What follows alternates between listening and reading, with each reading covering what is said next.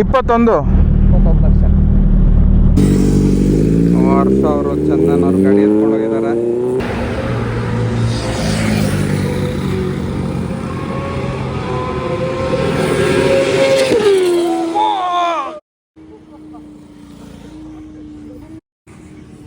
ಏನು ಮಹೇಶ್ ಎಕ್ಸ್ಚೇಂಜು?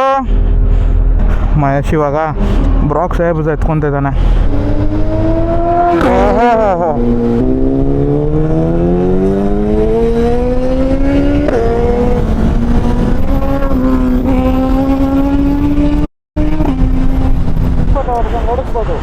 ಹೆಂಗೈತೆ ಬ್ರಾಕ್ಸ್ ಹೇಳಿ ಮಹೇಶ್? ಅದೇ ಹಾಕಿಸ್ತೀಯಾ?